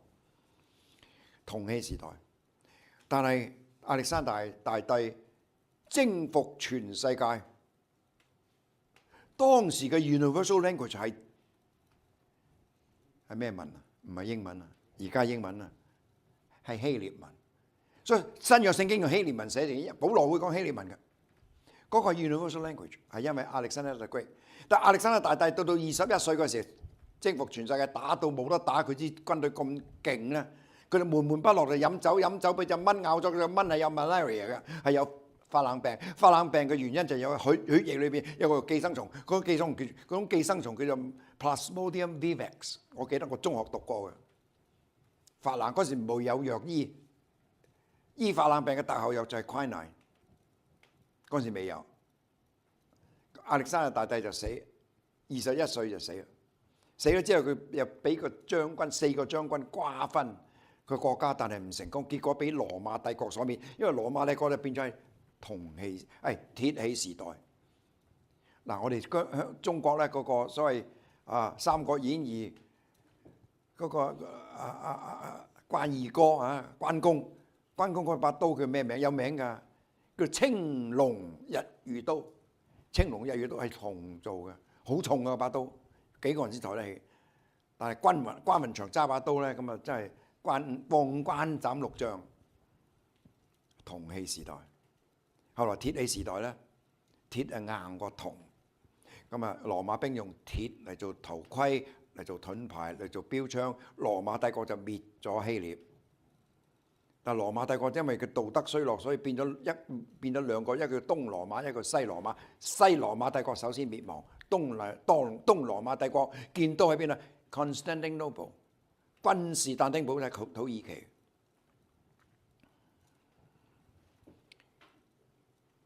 然後兩隻腳後來變成咩樣呢？就變成10隻腳趾，半鐵半泥。歐洲今日已經係10隻腳趾，半鐵半泥。你可以加入歐盟，你又可以脫歐。嗰個歐盟唔係美國嘅 federal government， 唔係啊。佢有唔同嘅言語，係佢用歐元Euro， 用同一個 passport。但係你隨時脫歐啊！你英國從來冇用歐元，係用英鎊，以後都用英鎊。而家又話脫歐啦，咁所以半鐵半泥係啱嘅，講唔同嘅 language， 佢又團結又唔硬正。到呢個時候啦，好啦，但以理法咧，你嗰4幅圖啫，有兩個鷹嘅翅膀，我講明係鷹嘅翅膀啊，好緊要啊！呢個鷹字，鷹嘅翅膀兩個翅膀嘅獅子，呢個紅口度合住三嚿骨肋骨，然後有一個隻豹，四個頭嘅豹，又有翅膀，個翅膀就普通飛鳥嘅翅膀啫。然後第四個咧就係一個獸，冇名嘅，佢有好肉酸，佢七個頭十個角。呢個唔係敵基督啊，呢個係新羅馬帝國。原來但以理所發嘅夢咧，係從尼布甲尼撒王所發嘅夢咧嘅延續嚟嘅，係講到今日嘅狀況。今日就係咁啦，兩隻鷹嘅翅膀就係獅子，紅含住三條肋骨，四個頭嘅豹，四個翅膀，然後一個好肉酸嘅獸，七個頭十個角，其中隻小角。即係小角生出嚟，將前面三隻角連根掘起。What does it mean？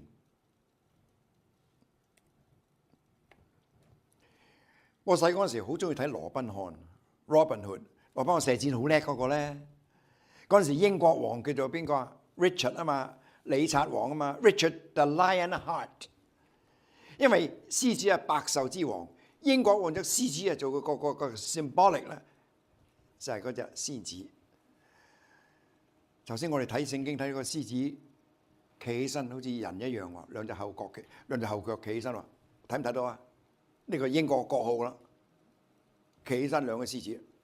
咁美國係隻鷹啊，鷹係百鳥之王啊。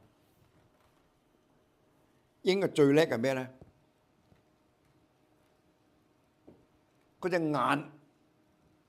啲鬼佬咧，啲美國人咧就話：你睇嘢好準喎，有啲小嘅嗰啲 project 裏邊有小問題，你睇咗佢哋嘅 hawk eye，要 hawk eye，hawk's eye， 即係鷹嘅眼，鷹隻眼可以睇到1000尺之外，有條魚浮上水面，佢飛落去，用隻爪抓住條魚，掹上去食。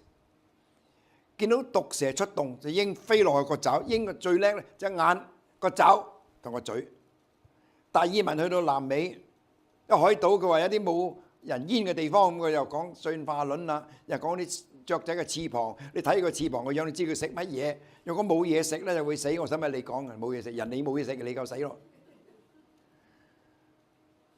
達爾文冇做實驗，科學家要做實驗，有數據先至算數，然後寫 paper。達爾文點做進化？點做實驗啊？冇數據，冇實驗。佢冇去過北美。如果去到北美見佢南美啫，去到北美見到鷹傳聞，你話佢個嘴，你話佢食咩啊？佢食肉嘅，食人嘅。耶穌講過一句説話：屍首在哪裏，鷹也聚在哪裏。中國人以前嘅吊古戰場文啦，有篇文章寫舊時打仗啊，兵對兵，將對將，一死十幾萬人嘅喎，邊個去埋葬佢哋啊？你去埋葬啦，十幾萬人點做啊？鷹去搞。鷹去食嗰啲屍體，鷹係食肉㗎。達爾文佢睇隻眼，你話你未去過北美見到隻雀，你話佢食咩啊？肯定唔係食穀啦，食死屍啊！鷹嘅翅膀代表美國，兩腳站起嚟嘅獅子好似人一樣企起身，呢個代表英國。幾時敵基督出現呢？幾時到時呢？當英美單獨聯盟。Houthis 啊，也門 Houthis 啊，就美國整隻航空母艦，英國又車咗航空母艦，不過英國隻母艦啊成日要維修嘅，美國11隻超級母艦輪流去咯，USS Eisenhower 又去，定係 Fort Gerald Ford 又去，英美聯盟單獨聯盟，以前英國同美國成日聯盟㗎，世界大戰啊乜嘢都有佢份，但係單獨就冇，今日有。喺紅海，由蘇伊士運河入紅海，然後由紅海出印度洋。如果你個 blockade 咗嗰度咧，嗰啲船若經過非洲南部再上翻嚟咧，啲物價就貴啦。呢個世界經濟唔掂㗎，所以英美聯盟、單獨聯盟係今日就係第一個手。我記得我細個嗰陣時咧，我大過你好多，我84歲，所以我1歲2歲嘅時候，第二次世界大戰日本炸中國。我一夜晚聽到，我就驚啦。我阿爸話：你唔使驚，你睇到飛一聲咧，佢過咗去啦。你聽唔到聲嘅，你先要驚。炸中你冇聲㗎，各位。我後來睇翻啲報紙啊，睇翻啲記錄啊，日本炸中國時嗰啲個炸彈咪幾大粒啊？50磅炸藥 TNT 啊，黃色炸藥叫 Trinitrotoluene。今日嘅炸藥，今日嘅炸彈2000磅，50磅冇嘢，而家嘣咗冇咯，2000磅。呢個 B-52，1952年設計嘅，8個噴射筒。你睇個落炸彈，你以為佢肚屙？飛機都會肚屙？係啊，落炸彈咪肚屙咯。我好中意我中意武器，唔知點解。我因為讀 engineering 咧，又中意啲飛彈嘅咧，我又做過，又 interested。中國有好多嘢唔出嘅，驚美國知道。B2 Bomber 中國其實有啊，嗰隻好似一個三角形咁嘅古靈精怪樣咧，嗰個 Stealth。呢個 B1 Bomber 代替咗 B52。B52 係叫做地毯式轟炸，佢唔係炸。而家以色列打 Houthi 啊，或者打伊朗嘅，佢係瞄準轟炸。我要炸邊個建築物就係嗰個建築物。而家唔同啊！而家唔係咁苦中轟炸，第二次世界戰飛機中落嚟放個炸彈就夾翻上去。而家唔係，而家5萬尺高空放炸彈啊，係 GPS 嘅。呢個 B1 Bomber、B2 Bomber 咧就從來唔出美國國境嘅，2個機師嘅啫。佢轟炸嘅威力啊！有啲人同越南人講：喂，美國同越戰嗰時候，越南打仗，你哋最驚，我哋最驚係 B-52，因為佢地毯轟炸，好似鋪地毯咁，由呢邊一路鋪到嗰邊，冇得走，走邊度？喺地下掘個窿啦，30尺底下啦。美國用嗰句做 bunker buster， 個炸彈一落咧，第一個爆爛個窿，然後入到底下嗰度，第二次爆。你點打啊？而家冚唪唥用鐘嘅喎，無人駕駛飛機啊，搞到頭都痛。嗱，呢個 B1 Bomber一樣係咁，又係咁樣肚屙咁樣，2000磅一粒啊！我問你大佬，你匿去邊度啊？第二隻獸就係隻熊，嗰隻熊就係俄國嘅徽號。當英美單獨聯盟，俄國出嚟，上面3個肋骨，其中一粒肋骨咧就係 Ukraine 烏克蘭，仲有2嚿咧，佢而家隨時打 NATO 㗎。而家睇美國總統新任總統點樣反應啫嘛。新任總統佢猛話講和平，佢話佢曾經誇口，佢話我若果在任之後咧，會啲24小時俄烏戰爭會停止，講下得唔得啊？講啫嘛。佢話我唔會幫烏克蘭。講係咁講啫，係咪我哋唔知 ？We don't know。邊個掌管明天啊？你估邊個掌管？係上帝掌管明天，耶穌掌管明天。We don't。我哋可以講歷史，但係 future prophetic 只有神先可以講。全本聖經嘅作者係聖靈，所有嘅預言係針對係為住以色列講嘅。日曆係用月曆 lunar calendar 農曆，所有日期冚唪唥農曆。有啲異端神學佢哋話：而家教會代替咗當日嘅猶太人咯。你噏嘢，聖經邊度咁講先？我第一句就問聖經邊度講？聖經冇講你講嘅。如果今日嘅教會新約教會代替咗舊約猶太人，咁以色列點解要復國啊？仲有啲預言未應驗嘅，你知唔知啊？神應許亞伯拉罕俾個 deed of trust 俾佢，嗰個地係由 Euphrates River 一直至到埃及嘅 River Nile 尼羅河嗰度，係80幾萬平方里啊！而家以色列得7000幾平方里咋，7000幾同80幾萬差得遠啦，1/10都唔夠。咁預言幾時應驗啊？你話啦，千禧年先應驗，所以一定要有千禧年。但以理書7章第5節，帕洛但以理嘅夢，第二個獸有一獸如熊，熊就係蘇聯、俄國，國號就係熊。第二個獸旁跨而坐，口齒裏含着3根肋骨，又吩咐這獸說：起來，吞吃多肉。俄國而家隨時打，若果美國唔幫烏克蘭呢，唔俾 supply 佢呢，又話要脱離 NATO 咁樣。英國個如果俄國打我哋最多頂2個月嘅。英國首相自己咁講，國防部長係咁講，我最多頂2個月。你打仗要 supply 噶嘛？你估有2日就打完啦？冇噶。俄烏戰爭，俄國死咗40幾萬人啊！佢唔報告，亦都唔宣佈邊個士兵死咗，驚啲家人反對。好多 secret 㗎，喺俄國好多 secret 㗎。你知道你唔好講添嘛，拉咗你死咗都唔知，屍體揾唔到。The nation symbol of Russia a bear。幾時開始？16世紀開始。As the symbol of Russia Federation。佢想攞翻以前嘅衛星國，烏克蘭其中一個啫，仲有 Georgia、Poland 話明要反對啊！喺戰機 Poland 就係 Poland 波蘭咧就係俄國一條國界，有10幾萬里係國界黐住嘅，所以波蘭好驚。但係波蘭都唔使驚，因為俄國普京啊 Putin 佢話佢要打嘅打英國，最弱嗰個係英國。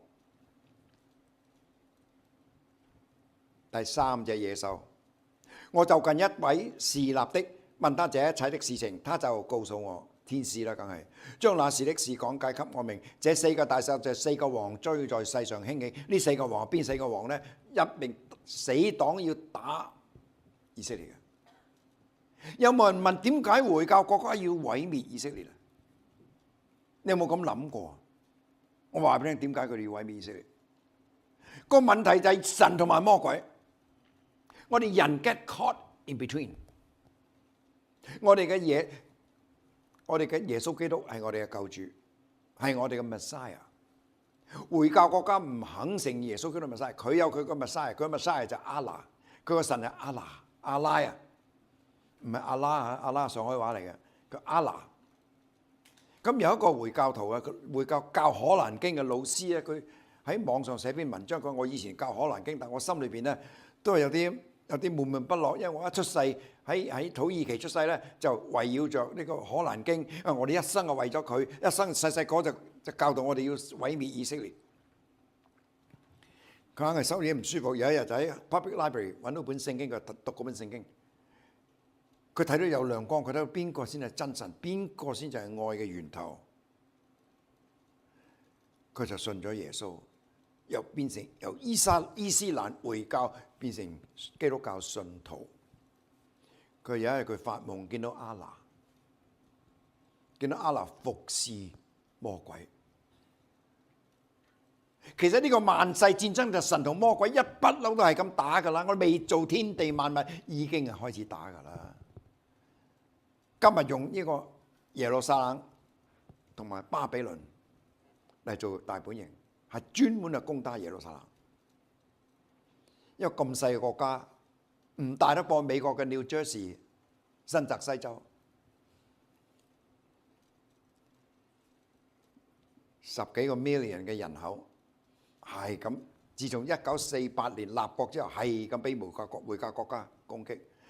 當以色列立國嘅時候，佢人口全以色列個人口啊65萬人 ，including 女人同埋 newborn baby，65萬人啫。回教國家加埋晒佢啲軍隊係200萬啊，但以色列打親都贏，好勁！以色列嗰啲 information 嗰啲情報啊 ，second to none。美國俾佢嘅 F-16同埋 F-35戰機。佢改良，美國啲戰機都唔夠佢嚟。用伊朗做頭啦，伊朗、伊拉克、敍利亞同埋黎巴嫩呢4個國家咧，就代表好可能就代表個有4個頭、有4個翅膀嘅獸。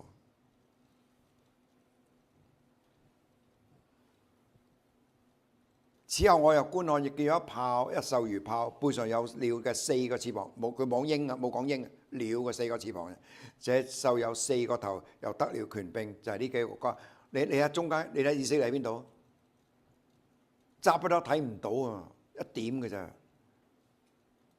神應許係由伊拉克嘅左邊，即係伊拉克東邊咧，有條河叫 Euphrates River 伯拉河大河，一直至到埃及嘅 River Nile 尼羅河為止。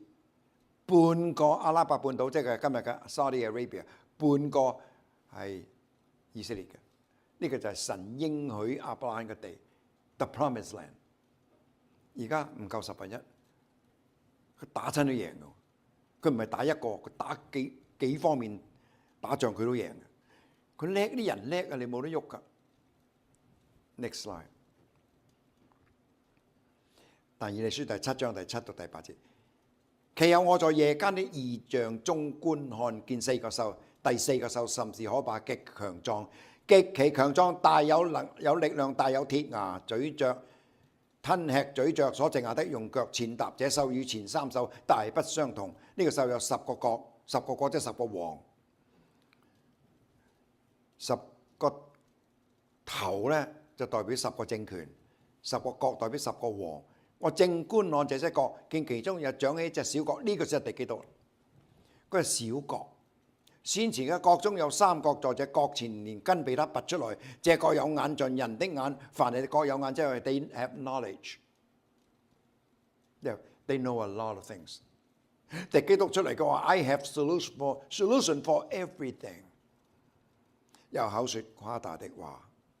呢個新羅馬帝國就係歐盟、美國同加拿大。10個王講10個 geographic region， 有10個 dictator 出嚟，但係敵基督出現，佢哋將所有權柄俾晒佢，集中喺佢身上。詩篇第83篇第1節：神啊，我求你不要靜默，神啊，我求你不要閉口，也不要不作聲，因為你的仇敵喧嚷，恨你的抬起頭來。其實呢個回教徒同埋耶路撒冷戰爭係神同魔鬼戰爭 ，we just get caught in between， 萬世戰爭會結局嘅。我哋今日係活喺萬世戰爭嘅結局篇啊 ！It is that close。恨你的他們因為你的仇敵喧嚷，恨你的抬起頭來，他們同樣奸詐，要害你的百姓，彼此商議，要害你所隱藏的人。他們說：來吧！回教國家就係咁啦，我們將他毀滅，使他們不再成國，使以色列的名不再俾人紀念。一早舊約時代詩篇第83篇講咗，有乜法子聖經係人嘅思想寫出嚟？冇可能。你問我冇可能。邏輯角度睇冇可能。他們同心商議，彼此結盟，要抵擋你。就是住帳棚的，睇藍色嘅字啊，有10個。以東人、以實瑪利人、摩押、夏甲、加巴勒、亞捫、亞瑪力、非利士、推羅、亞述，10個。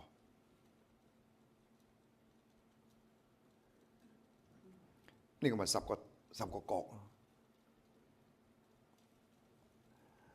教會被提嘅時候，聖經有4度地方提教會被提。Thessalonian 前書第4章講教會被提啦，好嘈嘅，天使長嘅聲音，神嘅號吹響。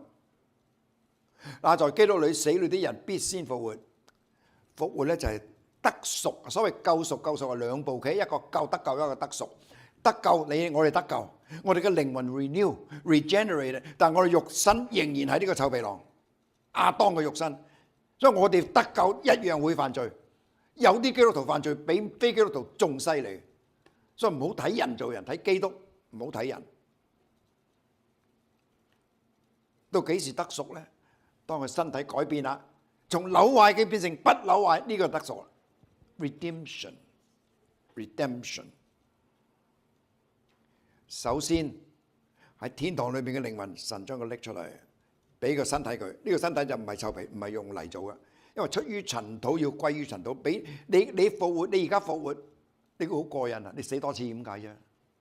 你都要再死噶。先 resurrection 就係靈魂進入一個身體。我哋咧，若果今日被提，下個禮拜被提，你活在地上嘅基督徒，好似你同我咁樣咧，我哋就唔需要經過復活啦，我哋先個改變 translation。首先 resurrection of the dead 喺天堂，淨係新約聖徒咋，舊約聖徒仍然喺樂園啦，未出嚟嘅。舊約聖徒復活係7年大災難之後先復活嘅，同埋喺災難其中信主被殺嘅人喺災後先至復活，佢哋唔會被提，被提得一次就災前被提。嗰兩件見證人喺天上落嚟嘅就被殺，屍體陳列3日半，然後被神取去。呢個唔係教會被提，呢係兩個 individual 被提。呢兩個 individual 唔屬於教會嘅。喺災難期裏邊，所有嘅嘢唔屬於教會，教會已經被提啦。被提到雲裏與主在空中與主相遇，相遇這樣我們就要和主永遠同在。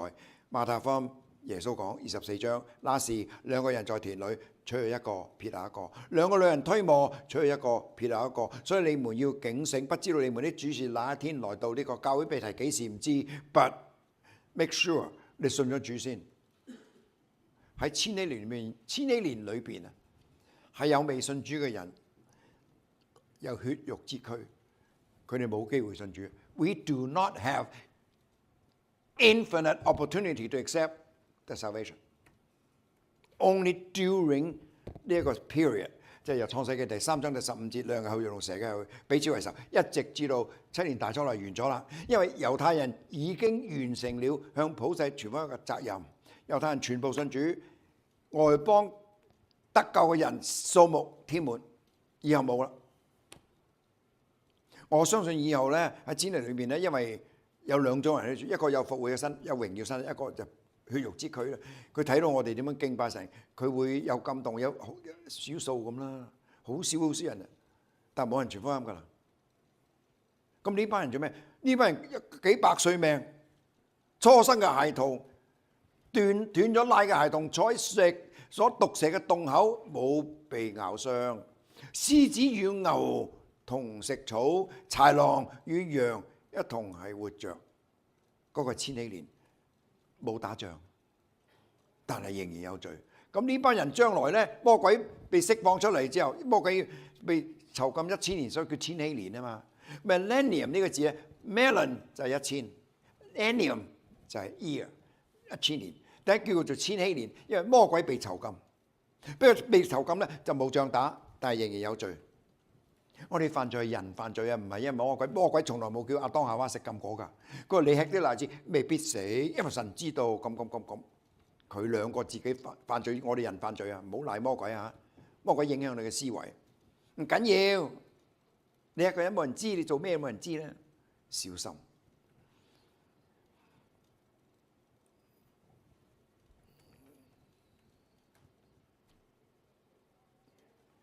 不同嘅立場。唔同，即係災前、災中、災後嘅立場，或者係多次被提，啲人唔敢講，亦都唔識講。但係我哋要做基督徒，你要清楚本聖經寫點解我哋唔睇聖經啫。所以今日遲嘅第一堂我係講聖經點講係災前被提 ，make no mistake。因為若果係唔係災前被提，有好多經文你解唔到㗎，好牽強。聖經講 rapture 有四個地方。嗱 rapture 呢個字係拉丁文。唔係希伯來文，佢拉丁咧就係 hapazo 係 snatch 或者監操拎走佢。我哋被提唔係好似月娥升天咁嘛，嫦娥在天空升啊，我心裏真歡暢，冇啲咁事，慢慢升上去。No， 砰一聲就上去㗎啦。新約經過咩？我哋就可以唔使經過 physical death，if you are lucky enough。我以前同人講啊，你哋咧啲聽眾個個都後生過我好多，所以你哋有機會教會被提。我而家我唔講呢個説話啦，我都有機會經歷教會被提。雖然我咁大年紀，唔緊要啦，遲早都要去嘅，係咪啊？最緊要咧唔係今生，最緊係永恆。其實唔信主嘅人都會復活嘅，不過係復活為咗永死，復活為咗永生。永生就同神一齊咁解，呢個叫永生。永死就同神分開。你冇 friend，你 all by yourself，你冇 buddy，亦都冇小寵物。如果 all by yourself，直到永恆喎。靈魂係唔可以毀滅嘅，魔鬼都唔可以毀滅。千禧年魔鬼被囚，又係因為係要審判魔鬼。審判魔鬼好狡猾嘅，審判你點？你搞啊，唔係我搞啊！世界大戰、冷戰、熱戰、犯罪唔係我搞㗎，我冇叫阿當食禁過。係你冇。不過你喺選嗰時好多戰爭喎，你被囚禁1000年就冇戰爭喎，你出翻嚟就最後個反叛，咁唔係你係邊個？走唔甩，魔鬼走唔甩，好犀利！我哋嘅上帝好犀利。點解佢唔一早毀滅魔鬼，將佢抌落地獄？咁我哋呢個世界咪冇咩咯？冇罪咯。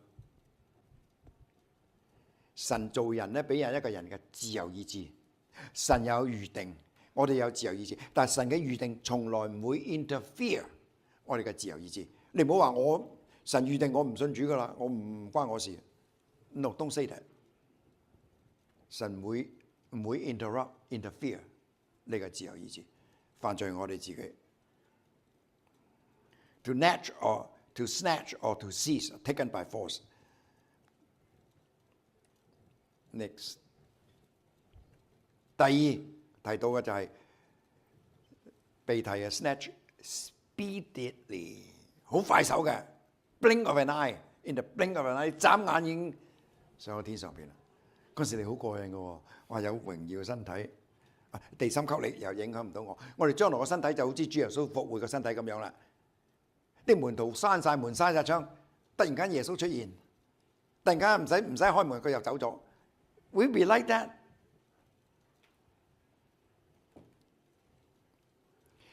哥林多前書第15章都講，就在一霎時瞬眼之間，號筒末次吹響。呢個末次吹響咧，就係唔係第7個喇叭，一個喇叭冇咁響。神降臨好響㗎，我哋睇下出埃及記，神有2次降臨，係公開嘅向所有人睇到我降臨。第一度地方就係出埃及記第19章，神喺西奈山降臨嘅時候，佢要啲以色列百姓，你哋要連續3日沖涼，喺曠野沖3日涼。It's not simple。你邊度揾咁多水啊？你要煲水嘅喎，熱水定凍水啊？要煲熱啲水咁，你估而家開水喉就係熱水啊？3日沖涼，我不可親近女人啊！神降臨嘅時候喺西奈山畫條界，人同畜生唔可以過界，過界就俾雷轟死。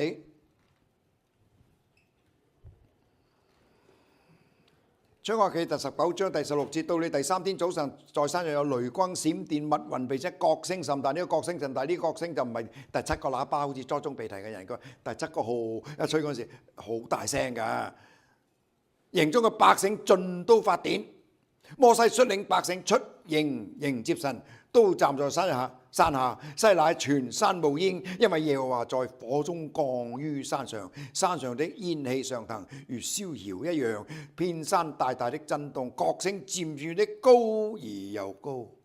呢個唔係嗰第7個號，神降臨一個喇叭咁簡單，好嘈㗎。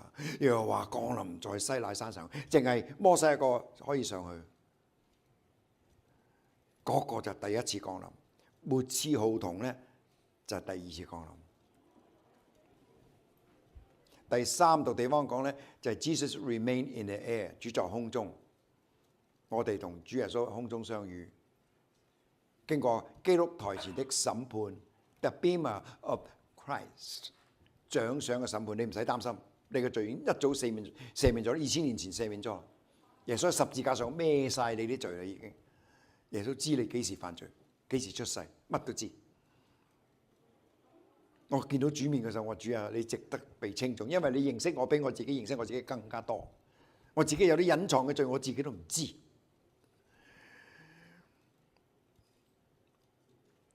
主要被教嘅係 save Christian from the horror of tribulation。第二個階段就主落在地上，就 establish the kingdom of God 在地上，如父的旨意行在地上，如同行在天上，就係嗰個時候啦。If Jesus Christ returned today, are you ready? Would you welcome him or you fear him? 喺2025年開始，我哋願神祝福大家，大家新年快樂。點解呢個事情有咁嘅事情發生呢？神與魔鬼在創世前嘅萬世戰爭有在呢個時候已經開始咗，我哋係活喺一個結局篇裏邊。聖靈向眾教會説話，凡有耳的就應我聽。多謝大家，神祝福你哋。